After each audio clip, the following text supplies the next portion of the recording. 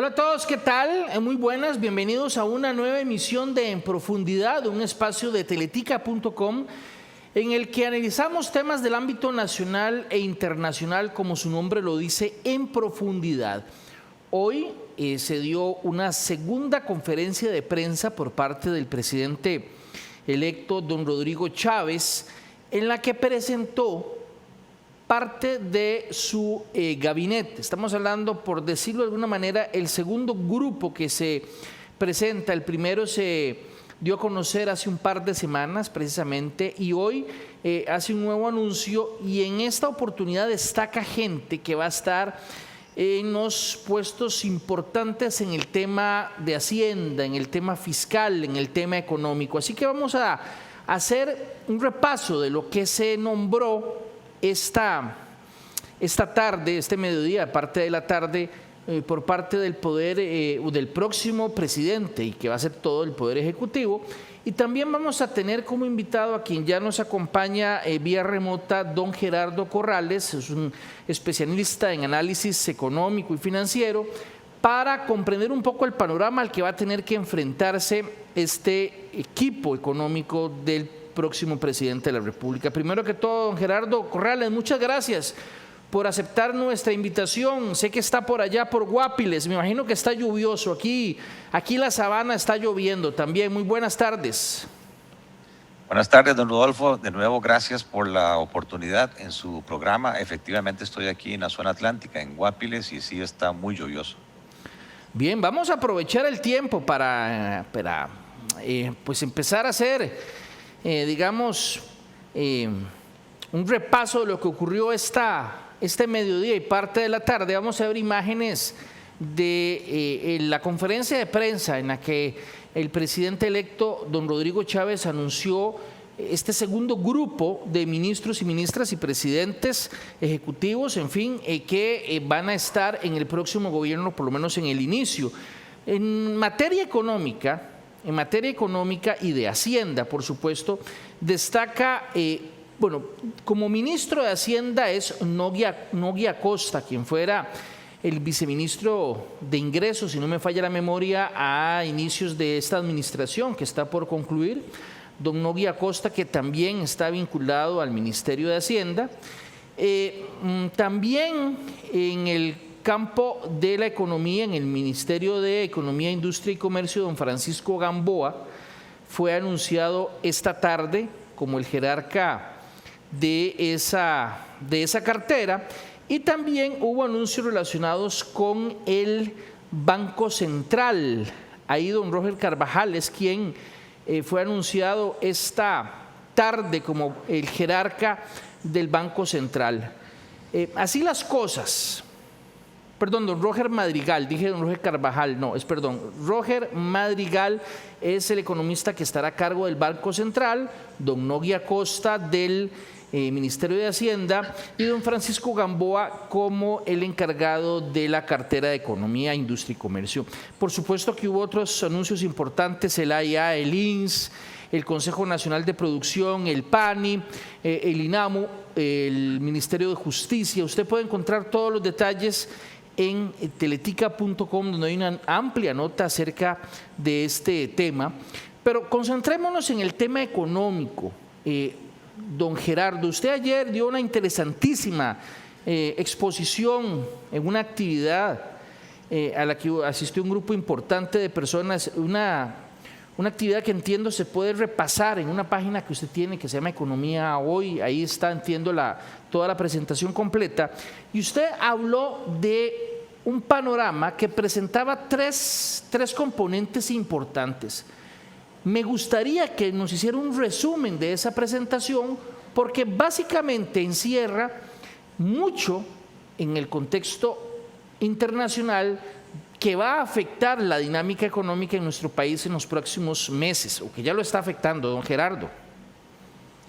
Sí, don Rodolfo, le deseo el mejor de los éxitos a don Rodrigo Chávez y a todo su equipo, que como usted dice fue anunciado, y para mí muy importante la parte económica, Ministerio de Hacienda, don Nogui Acosta, y Banco Central, Roger Madrigal, viejos conocidos, gente técnica, gente preparada.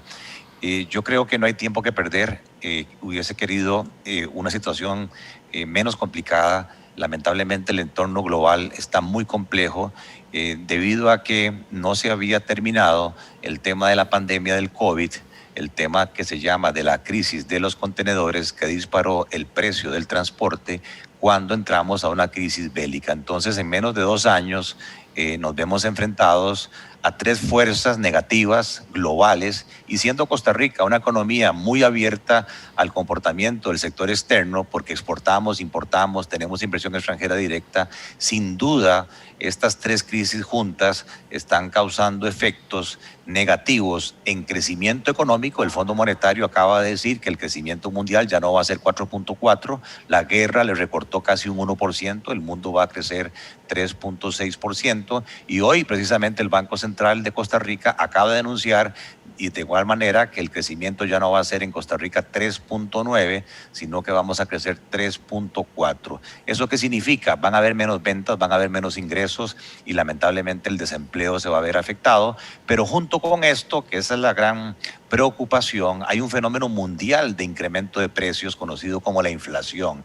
Inflación que viene provocada por escasez de alimentos, especialmente por el tema de los granos y por el tema de los combustibles derivados del petróleo, que en el caso particular de Costa Rica, lamentablemente, los hogares de ingresos más bajos, estos 2 rubros, alimentos y transporte, representan casi el 50% de la canasta de consumo de esos hogares, que se verán muy afectados en cuanto a que tendrán menor poder de compra. La inflación en Costa Rica a marzo interanual ya alcanza el 6%, que supera la meta máxima que el Banco Central se ha programado de un 4%, y eso está obligando que el Banco Central tenga que actuar aceleradamente con un incremento esta semana de las tasas de interés de referencia de prácticamente 2 puntos porcentuales, subiéndolas a un 4%. Entonces, lamentablemente, pues el gobierno de don Rodrigo Chávez asume una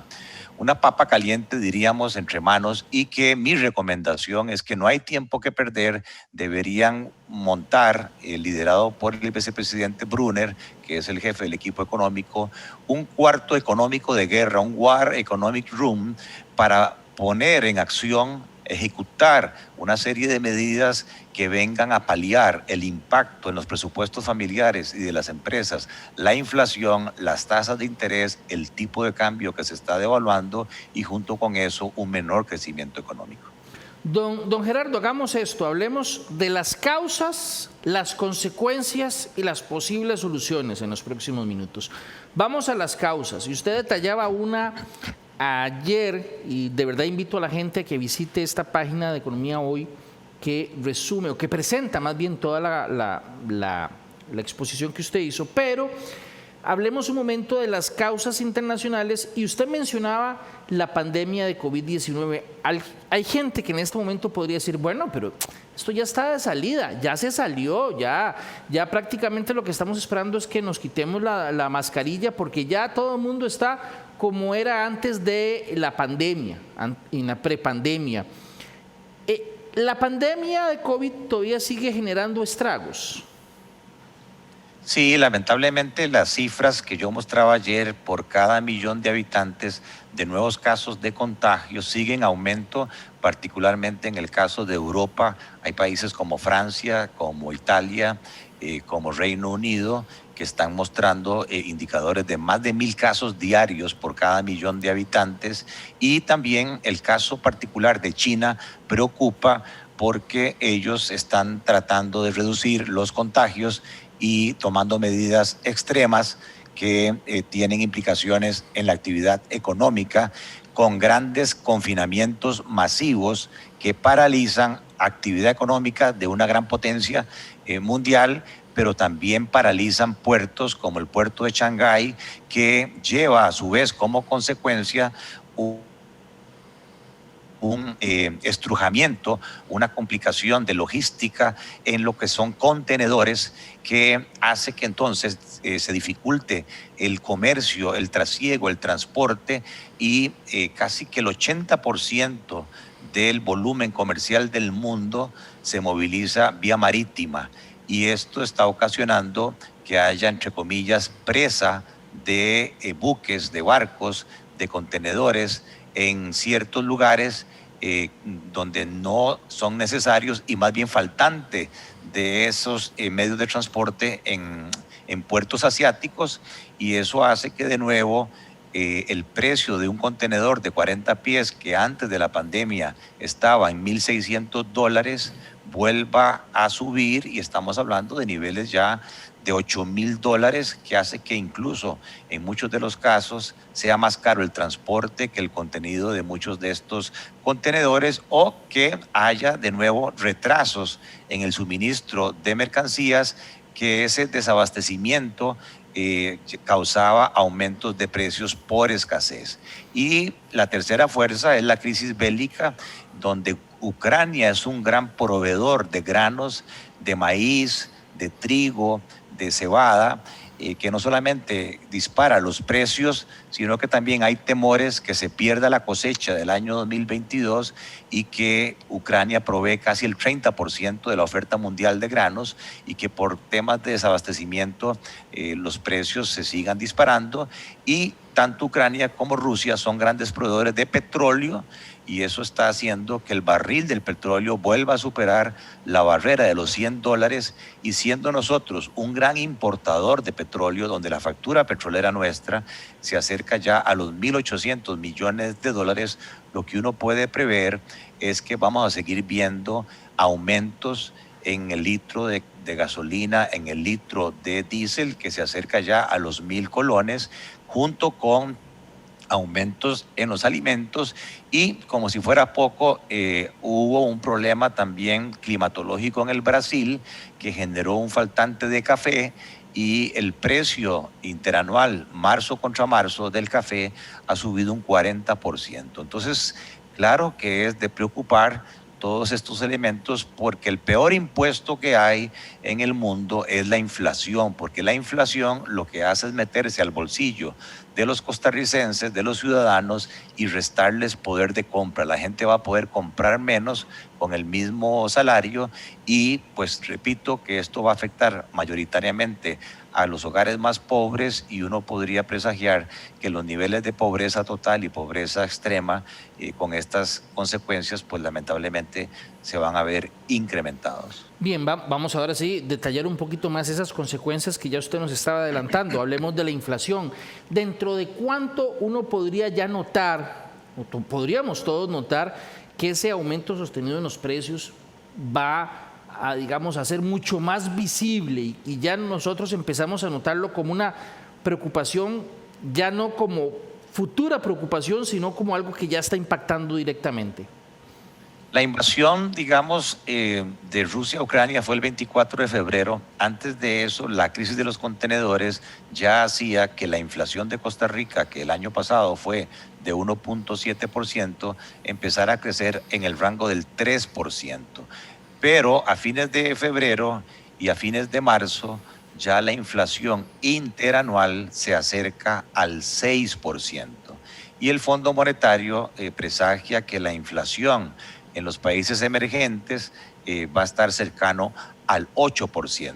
Repito que este aumento de precios no es parejo, no es por igual en todos los bienes y servicios. Lo que se va a ver más afectado, repito, son las importaciones alimenticias, sobre todo ligadas con todo lo que tiene que ver con la oferta de granos, y todo lo que tiene que ver con petróleo. Recope está solicitando aumentos a la ARECEP subsecuentes de los precios de los combustibles, y lo que uno ve es que no se presagia un final reciente o pronto de la guerra, sino que más bien las estadísticas de inflación mundial se están extendiendo al año 2023. O sea que lo que uno esperaría es que lamentablemente vamos a seguir viendo aumentos en los precios, y eso tiene que llevar al nuevo gobierno a hacer planteamientos creativos de cómo ayudarle a las familias de más bajos ingresos para evitar que el nivel de pobreza se vea incrementado. Don Gerardo, usted mencionó hace un rato tasas de interés, bueno, perdón, un aumento en una en particular, pero entiendo que eso tiene un efecto en cascada también en, sobre todo, las que mucha gente tiene que pagar relacionados con créditos que ha pedido. ¿Cómo es eso y por qué se da ese aumento en las tasas de interés? Claro, es de preocupación, Rodolfo, porque en el país hay 1.200.000 personas que tienen deudas con el sistema financiero formal. Se desconoce cuántas personas a su vez tienen deudas con el sector informal o con el sector comercial. Y hay 25.000 empresas en el país que tienen deudas con los bancos, las cooperativas, las mutuales, las financieras. Esas deudas en su mayoría tienen tasas de interés variables, o sea que se ajustan periódicamente, mensualmente, trimestralmente. ¿En función de qué? En función de lo que llamamos el costo de fondos, de cuánto me cuesta a mí captar esos recursos. Y como la inflación está disparada y está por encima de la meta máxima que el Banco Central se propuso, siendo esto un fenómeno que entre más plata tiene la gente, más gasta y más impacta la inflación, entonces la forma de actuar es al revés. El Banco Central está recogiendo liquidez, el Banco Central está encareciendo el precio del dinero, que son las tasas de interés. Repito que esta semana lo subió, pero significativamente, del 2%, 2,25%, lo subió a un 4%. Quiere decir que en las próximas semanas los costos de captación de los bancos van a subir. Eso beneficia a los ahorrantes, pero va a perjudicar a los deudores, quienes van a ver reflejado una mayor cuota de sus créditos de casa, de vehículos, de tarjetas de crédito. Y si los salarios no se están ajustando del todo, como es en el sector público o en el sector privado, están creciendo menos que la inflación, esto lo que va a causar es una estrechez en los presupuestos. Pero hay otro agravante, que esta situación de mayor importación de petróleo o mayores costos para importar granos, a su vez hace que tanto el sector público como el sector privado demanden más dólares. Y si no hay mayor oferta de dólares, lo que está sucediendo es lo que hemos estado viendo, un tipo de cambio que peligrosamente se acerca a los 700 colones por dólar.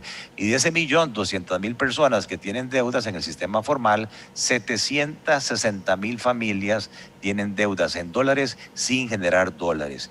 Y de las 25.000 empresas, 21.000 empresas tienen deudas en dólares sin generar dólares. Entonces hay otra fuerza que va a hacer que esas cuotas equivalentes en colones sean cada vez mayores, y por lo tanto yo llamo la atención que tanto las familias como las empresas tienen que estar muy ávidas en cuanto a jerarquizar sus gastos y ver a qué darle prioridad, porque lo que viene es una estrechez en la disponibilidad real de ingresos de las empresas o de las familias. Oiga, don Gerardo, nos está pintando usted un panorama complicadísimo. Y solo para ver si le entendí lo de las tasas. Para combatir la inflación, el Banco Central empieza a recoger plata. Para recoger plata tiene que aumentar las tasas. Esa tasa que aumenta repercutirá en las tasas de los bancos.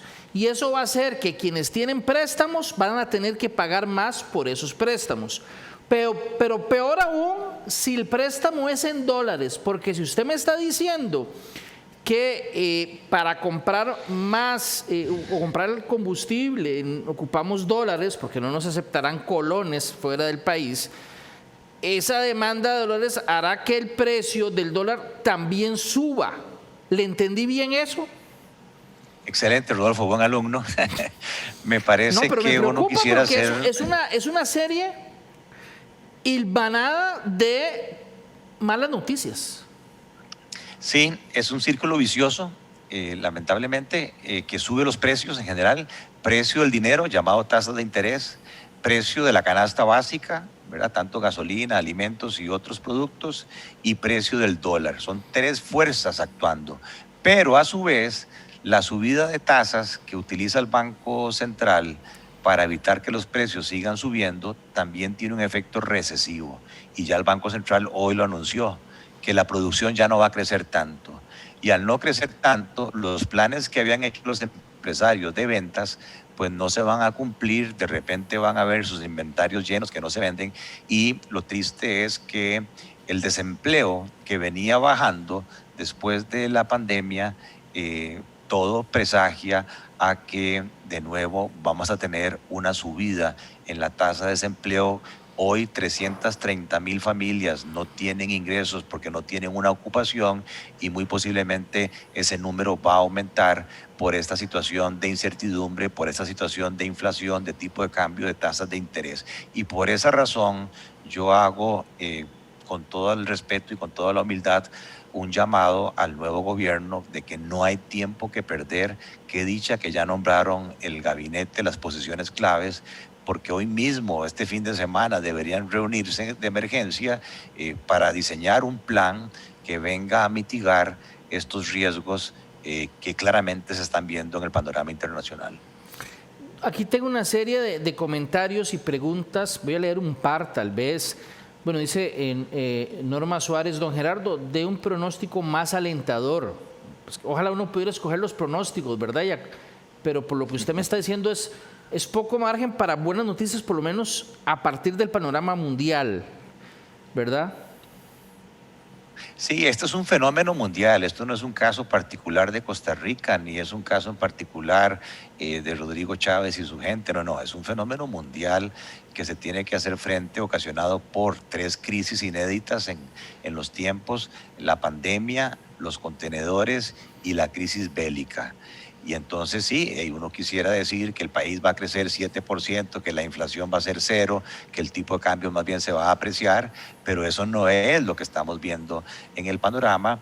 Y también hay otra fuerza que no he mencionado, y es que las operadoras de pensiones tomaron la decisión de sacar parte de los portafolios que manejan del ROP, del régimen obligatorio de pensiones, que ya son casi 12.000 millones de dólares.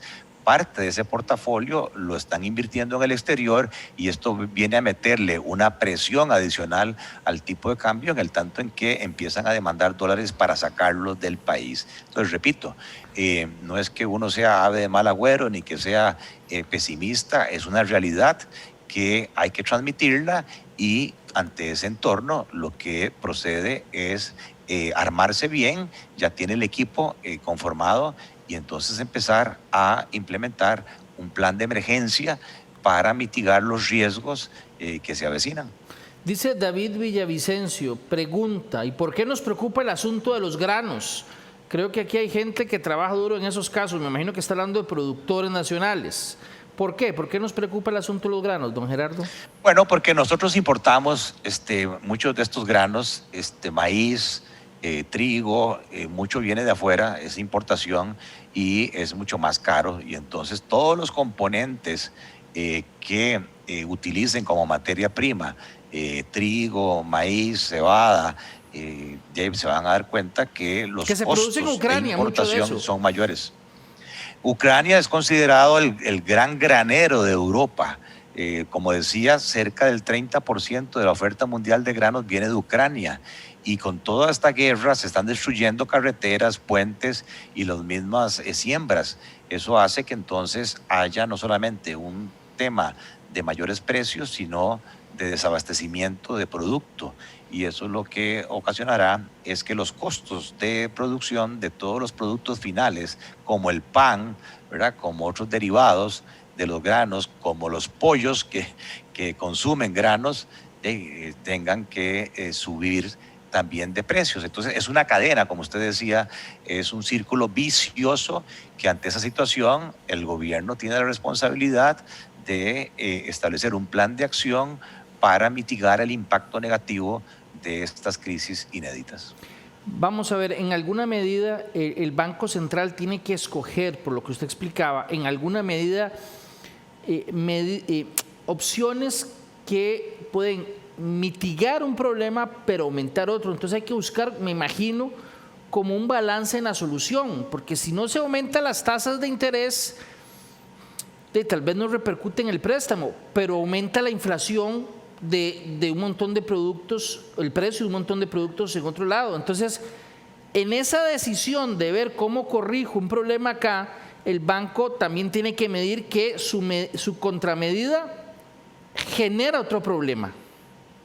Sí, eso técnicamente, Rodolfo, los economistas lo vemos en lo que se llama la curva de Phillips, que es un intercambio, o sea, a la hora de que el Banco Central toma sus medidas, tiene que ponderar en cuanto a controlar la inflación vis a vis un impacto mayor en el desempleo. Porque las tasas de interés mayores significa en consecuencia que las empresas van a poder invertir menos, que van a haber menos proyectos rentables, que las familias van a poder consumir menos. Eso reduce la demanda agregada y eso tiene un efecto recesivo, menor producción, que es lo que estamos diciendo. En vez de crecer el Producto Interno Bruto casi un 4%, nos acaba de decir el Banco Central que va a haber un recorte y que vamos a crecer apenas 3.4%. ¿Por qué?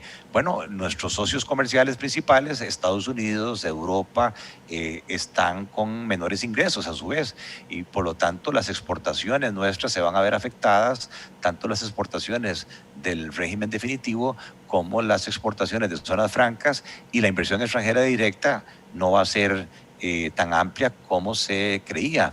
Entonces, esto, repito, es un fenómeno mundial que se llama estanflación, o sea, estancamiento con crecimiento de precios. Hay preocupación mundial porque el último dato de Estados Unidos es que hubo una contracción, una caída en la producción de Estados Unidos en el último trimestre interanual de 1.4%, cosa que no estábamos viendo desde la pandemia. Estados Unidos venía creciendo aceleradamente y es nuestro principal cliente, es nuestro principal socio comercial. Entonces, en guerra avisada, ¿verdad? No muere soldado.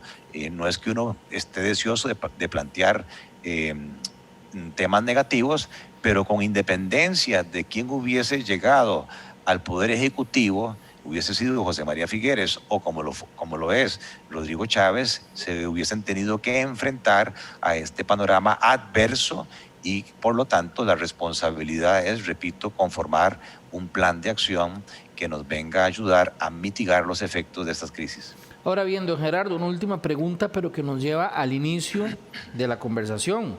Esta situación es una combinación de factores a nivel mundial. Pero si eso, digamos, Costa Rica como tal, o el gobierno de turno o el próximo no puede solucionar el problema de la pandemia en el mundo, no puede solucionar la crisis en Ucrania, no puede solucionar la crisis de los contenedores. Usted dice que, digamos, armar, me pareció la idea como un cuarto de guerra económico, digamos, vamos a ver, un grupo que va a enfrentar este tema, digamos, desde la trinchera nacional. Pero hay muy poco margen, digamos, además de subir las tasas para frenar la inflación, ¿qué más se puede hacer? Porque, digamos, hay salida de dinero de las operadoras para invertir en otros puntos, tampoco es algo que puede en alguna medida solventar el gobierno. ¿Qué márgenes, qué opciones, me parece muy limitadas, son las que tiene el gobierno como tal, puntuales? Bueno, yo diría que es ahí donde viene la creatividad en este ambiente de contracción mundial. El gobierno entonces debería pensar en propuestas, en alternativas que le ayuden al empresariado, que le ayuden a las familias. Por ejemplo, yo no sé cuáles son las acciones, los proyectos que el Ejecutivo vaya a presentar a la Asamblea Legislativa, porque es primera vez en la historia que se arranca con sesiones extraordinarias. Pero yo pensaría entonces de que lo primero debería ser, uno, medidas que si requieren cambios de ley para ayudar a los hogares más pobres, y dos, la famosa reactivación económica de la cual tanto se ha hablado, empezar a tomar medidas en esa línea. Por ejemplo, hay 515 millones de dólares sin colocar en banca para el desarrollo. Bueno, la pregunta aquí es, ¿qué tenemos que hacer a propósito del nombramiento de don Francisco Gamboa como ministro de Economía? ¿Qué reformas de ley inmediatas se requieren para facilitar la calificación como MIPYME, la definición de lo que es MIPYME? Dos, ¿cómo hago para que los bancos del Estado sean mucho más agresivos a través, por ejemplo, de un programa de descuento de facturas? Muchas de estas MIPYMES son proveedoras de la Caja, de Recope, del ICE, de empresas privadas, y desembolsarles recursos a la tasa de interés del 4% en colones para pagar deudas caras y oxigenar el flujo de caja de las compañías.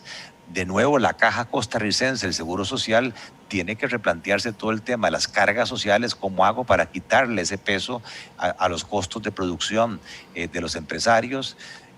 La vivienda es quizás un sector que tiene mucho impacto, sobre todo en la generación de mano de obra no calificada.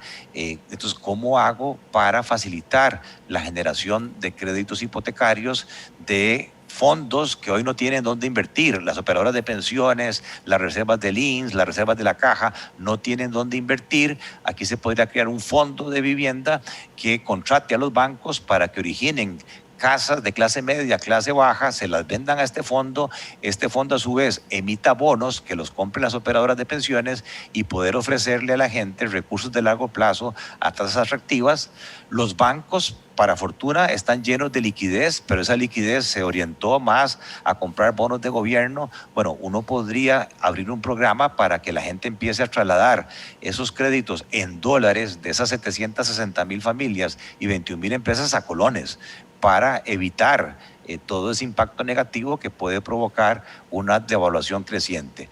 Hay otra serie de créditos muy baratos de agencias multilaterales que están pendientes de formalizar o que están pendientes de aprobaciones legislativas, créditos que vienen del BID, del Banco Mundial, del Banco Centroamericano. Bueno, eso hay que acelerarlo. Tramitología, bueno, ¿cómo hacemos para que se le facilite los trámites a nuevas inversiones y que no estén ahí esperando años para que la municipalidad, para que el SETENA, para que otras entidades les aprueben las inversiones? Y lo otro es un cambio cultural de que el presidente, don Rodrigo Chávez, llame a ejecutar una alianza público-privada y dentro de ese cuarto entonces de guerra económica incorporar no solamente al equipo económico de gobierno, sino llamar a empresarios, a trabajadores, a la misma Iglesia Católica, para ponernos todos de acuerdo. Ahora estamos metidos todos en un mismo barco, ya no es verde y blanco, ya no es rojo y azul, ya no es amarillo y negro, etcétera, es el color de la bandera de Costa Rica, y actuar rápidamente en medidas que vengan a compensar esos efectos externos, aprovechando incluso otras tendencias favorables mundiales que se están dando, como es el nearshoring, que es la reubicación de inversiones que estaban en el Asia o que estaban en Rusia y que quieren muchas de esas compañías mover esas inversiones a sitios más cercanos de los Estados Unidos, y ahí Costa Rica tiene una gran ventaja competitiva. Muchas gracias, don Gerardo. Nada más antes de terminar voy a leer una noticia y vamos a ver imágenes de gasolineras, porque esta noticia tiene que ver precisamente con dicho tema, y es que es una noticia que está, como se dice popularmente, saliendo del horno, y la puede encontrar cualquier persona en teletica.com. La Autoridad Reguladora de los Servicios Públicos, ARECEP, aprobó este viernes un aumento de 42 colones en el litro de gasolina súper, y que llegará entonces a 951 colones. El ajuste extraordinario de precios presentado por la refinadora costarricense de petróleo, Recope, correspondiente al mes de abril, también contempla el incremento de 38 colones por litro de regular y 59 en el caso de diésel. Y según un comunicado de la ARECEP, dice: dada la crisis que enfrentan los mercados energéticos producto de la guerra, la tendencia al alza de los precios internacionales continúa siendo una de las principales variables que explica el aumento que corresponde reconocer en el precio interno de los combustibles, explicó Mario Mora, intendente de Energía. La ARECEP explicó que también hay factores locales que presionan al alza, aún más las tarifas que pagan los contenedores. Sin embargo, dice Mora, es necesario aclarar que en el caso de Costa Rica la tendencia al alza en el tipo de cambio continúa generando presiones adicionales que explican de manera significativa el aumento en el precio de los combustibles a nivel local. Vea, pocas veces, don Gerardo, debo reconocer, una entrevista sirve tan exactamente de contexto para entender una noticia que acaba hace hace algunos minutos ser divulgada y que puede encontrar en teletica.com. Lo que usted explicó durante esta última media hora es perfecto para comprender esta noticia del nuevo aumento del combustible. Y lo repito, nada más los montos. En el caso de la gasolina super es de 42 colones, el litro llegará entonces a 951. El aumento en el litro del regular va a ser de 38 y en el caso del diésel 59. Don Gerardo, muchísimas gracias de verdad por acompañarnos y comprender y ayudarnos a comprender este tema, don Gerardo. No, Rodolfo, yo creo que hemos sido muy claros y qué dicha que usted pues lee esa noticia de que no es así tan positiva, pero aquí lo que se evidencia es que el qué está muy claro. O sea, hay inflación, hay devaluación, hay un tema de menor crecimiento económico, pero aquí el llamado es de manera urgente a que las nuevas autoridades se sienten al cómo vamos a enfrentar este panorama más adverso, y tiene la ventaja, repito, que el Congreso arranca con una agenda extraordinaria en caso en que requieran nuevos proyectos de ley o alternativamente rápidamente hay que tomar medidas. Por ejemplo, hay un proyecto de ley que se quedó ahí que era rebajar 100 colones el impuesto a los combustibles. Claro, no se puede jalar esa cobija sin compensar el hueco fiscal que le causaría una rebaja. Bueno, entonces ahí hay que ser creativos, hay que sugerir alternativas que yo estoy seguro, conociendo los integrantes del equipo económico y la formación de don Rodrigo Chávez, que ellos pues van a hacer planteamientos interesantes. Aquí lo importante es el tiempo cuenta, es urgente que ya el país empiece a dejar de lado las elecciones, el nombramiento de gabinetes y empezar con el nuevo gobierno a ejecutar para mitigar los riesgos. Don Gerardo, de verdad, muchas gracias por acompañarnos aquí para hablar en profundidad. Muy amable. Hasta luego, gracias. Bien, y muchas gracias a usted también por acompañarnos. Este programa lo repetimos en estas mismas plataformas a las 8 de la noche y también mañana sábado lo va a poder encontrar en el micrositio de En Profundidad, un resumen y también la entrevista completa en profundidad aquí en teletica.com. Y si Dios lo permite, los esperamos la próxima semana. Hasta entonces.